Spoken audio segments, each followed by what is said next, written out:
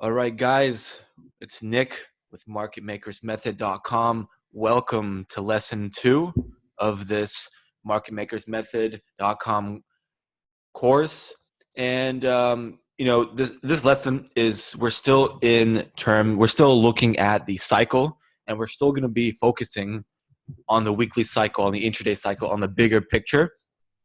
But what I want to go through quickly is you guys have access to all these slides as well, but let's just go through them quickly. And let me introduce the market maker for those of you who don't understand and don't know who it is yet.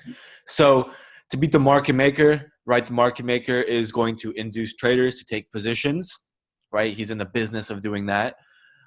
Circular trade, wide range swings. He's going to do down here quick moves. This is where you see those very fast candles. I mean, they'll give you 30, 40 pips in one 15-minute candle. Spike candles, right, with the big pins. News, right? You've heard of news. You've heard of NFP and FOMC, and a terrorist attack happens somewhere around the world, or there's an earthquake or something like that, and it causes price to behave very irrationally, and there's a big there's big spikes. That is basically market makers hiding their moves behind news events. That's what they do.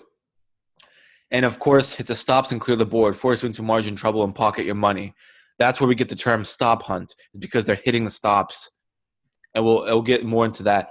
Market makers can requote you at will. This is the administrative platform of MetaTrader 4, right? We trade on the MetaTrader 4 platform for traders. They have a back end platform that's specifically for the dealer.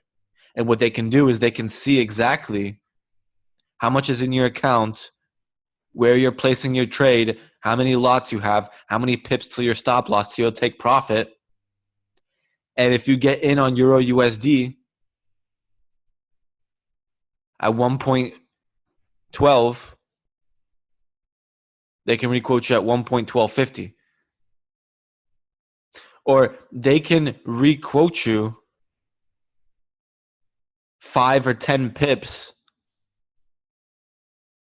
that's different from the price that you originally entered in.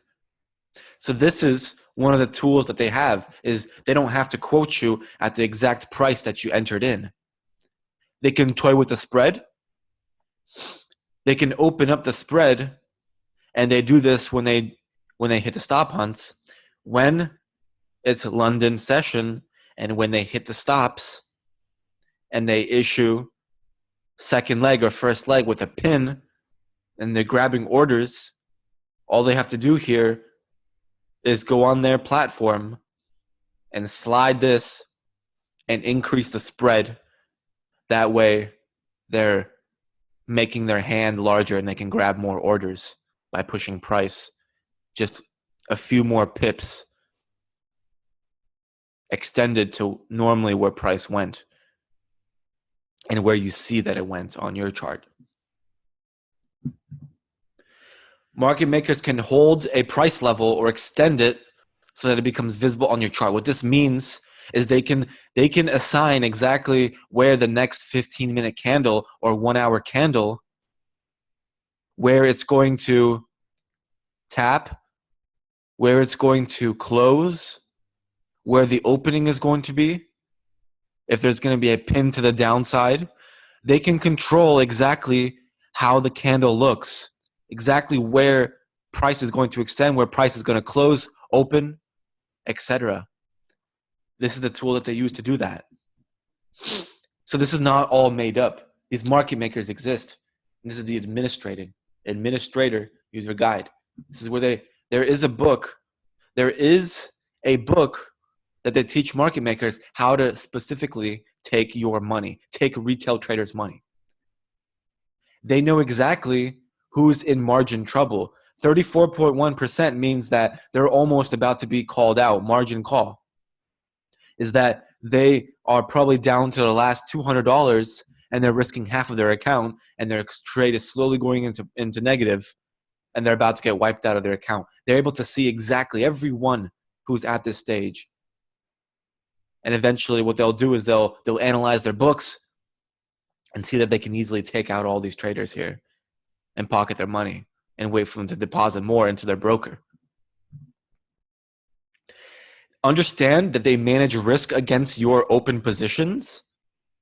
So they will most likely, and a lot of times, a lot of brokers, a lot of dealers will trade against you and they will manage their open risk. So what this means is that if you are buying on Euro USD, most likely what they'll do is they'll manage their risk and sell against it, assuming that most retail traders lose money in the long run. That most retail traders are suckers and don't understand this business and are taking trades off of trendline breaks and support and resistance. Now, I'm not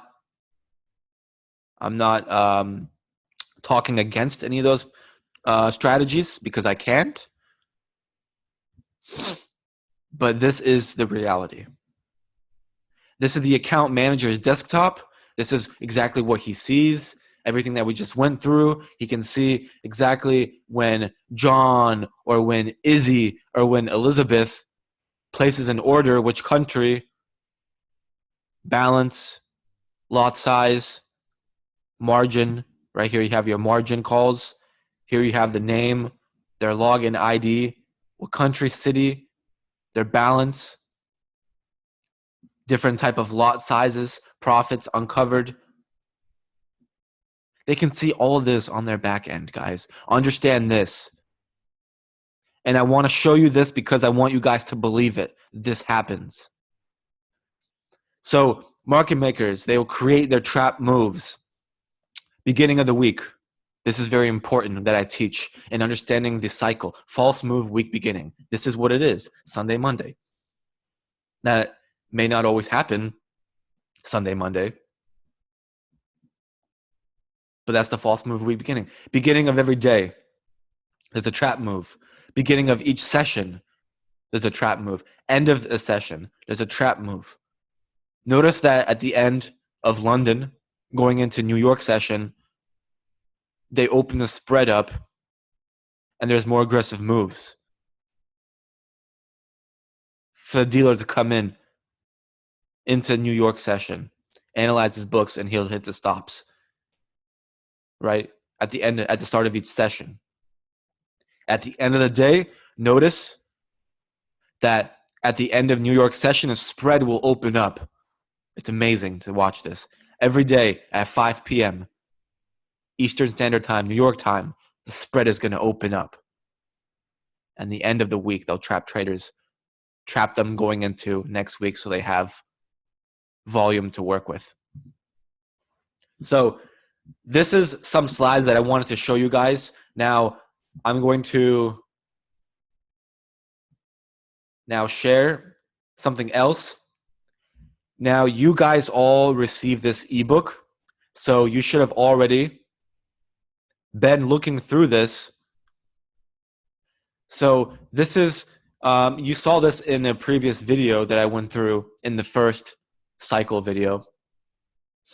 But the weekly pattern does not imply the use of weekly time frame, right? So we look at this on the 15 and most specifically the 1 hour time frame to see the levels and the cycle the best. Sunday, here's our accumulation. This is our psychological support and resistance, our PSR, which we box off from the Asian session on the 1 hour time frame. Here's our false move week beginning, more accumulation during Asian. And then we have a stop hunt low, grab all the orders. Stops are getting triggered on weaker long holders. Then we have, this is our anchor peak formation, and we trade away from this for the next 2 to 3 days. You're good to go. This is the cycle. So they did all this work right here. Sunday, drop, Monday, stop hunt low inducing all these traders to continue taking short positions and eventually issuing a pin or a W formation, bringing the price away from them and trapping them for the week. We have a rise, level 1 of rise, accumulation, level 2, probably another level in here. So this is just one variation of what it looks like for the cycle. Okay? So now I'm going to go into the raw charts here.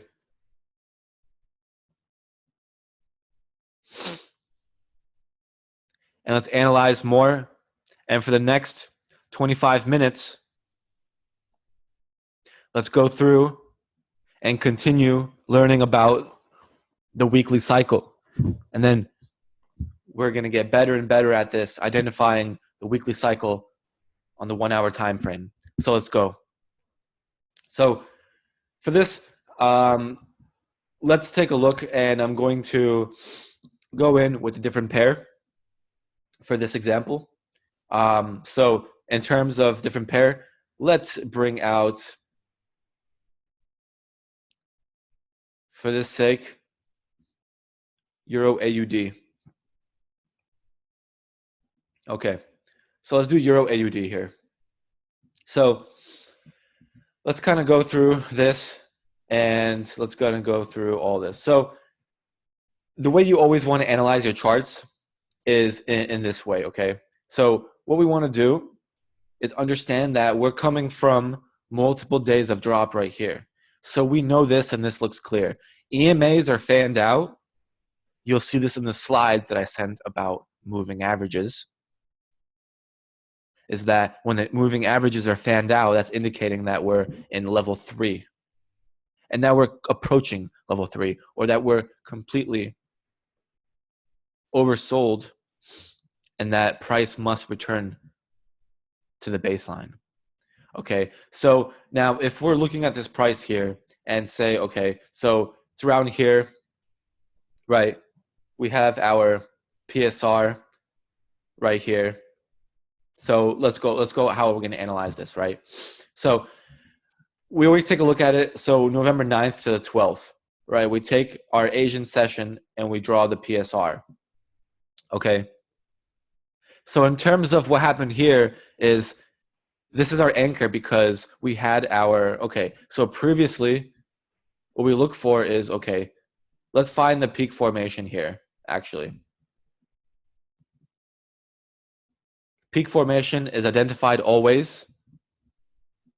So I'll go in through this with you. But peak formation is always identified by head and shoulders pattern. Okay? Come here, our false move, week beginning, right? How do we notice? Because we have TDI outside volatility band. Come here, second leg, hits the volatility band again. And with this bullish candle, engulfing bullish candle with a pin to the downside there. Can you see that? I'm sure if we go in, this is on November 12th and 13th.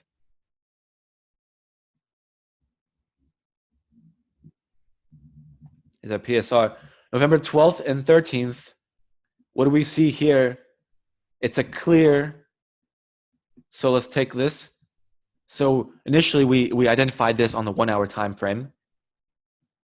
And to further make this valid, what we see here is, okay, number one, the first leg, and then we have our second leg with what? With a pin here, another pin here, and this is an engulfing, and this forms the second leg. But look at this. The TDI comes here outside the volatility band, and then the second leg back inside with a nice V shape. This is divergence as well. Divergence, what divergence is when price makes, in this case, first leg is here, second leg is lower on the chart, but on TDI, first leg is here and second leg is higher. So the indicator, the TDI, made a higher low. On price, it made a lower low. So that's what divergence is. You can see here, price is moving up on the indicator and price is down on the indicator. That's divergence right here. All these indications you get in right there, by this time, they already shifted the price over 20 pips, and you should have already been in this trade. Now, if we come back and analyze this, go back on the 1 hour. What we had here is also a M formation with spikes exactly at the top of the PSR. Now, understand that when we have our PSR and you read the ebook, our psychological support and resistance, that's why it's called psychological support and resistance. This is the strongest support and resistance that you'll ever see in the Forex market. You don't need to draw any points from the monthly time frame, weekly time frame. Price will, in fact, bounce off of the PSR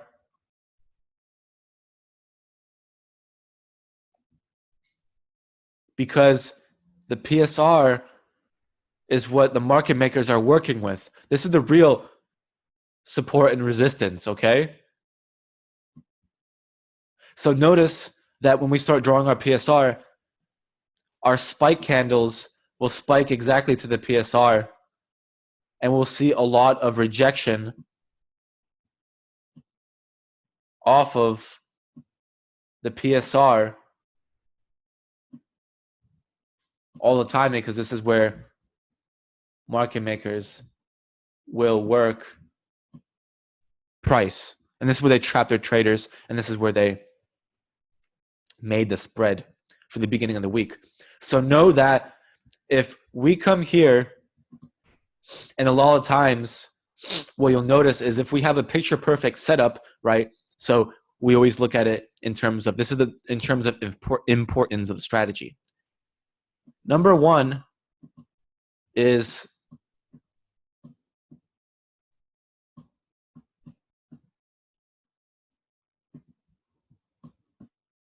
horrible handwriting.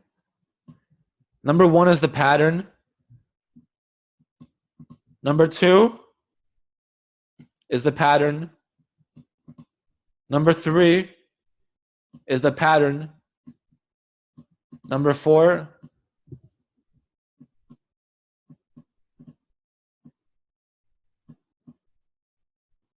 is time. And number five is cycle or levels. Okay? So hopefully that's clear right there. So number one, the pattern. Number two, the pattern. Number three, the pattern. Number four, timing. Number five, levels. That's the importance of the strategy.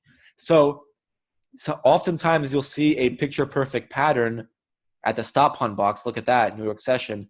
Pins, and we also have TDI at the volatility band back inside, but we have divergence because the indicator made a lower low, but the second leg on price made a higher high.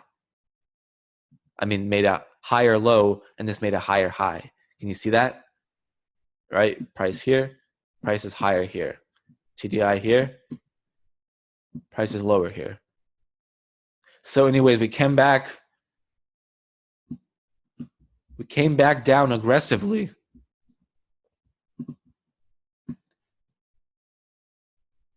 And we came here and issued That's a, what is this? A head and shoulders pattern. Shoulder, head, shoulder. Okay, let's make that more clear. This is your shoulder there, your head, and your other shoulder. That's your head and shoulders pattern. Okay, now look at TDI. TDI also makes a head and shoulders pattern. Can you see that? So I want you guys to start opening up your mindset and seeing these patterns. There's your shoulder, here's your head, and here's your other shoulder. Notice first leg, outside volatility band. This one's outside volatility band as well, touches the VB. And then the second leg here, or third leg, other shoulder of the head and shoulders pattern comes here and just gives us a spike like this. Now, once we have this set and it's anchored, then we wait. Price makes aggressive move up and then consolidates back right here.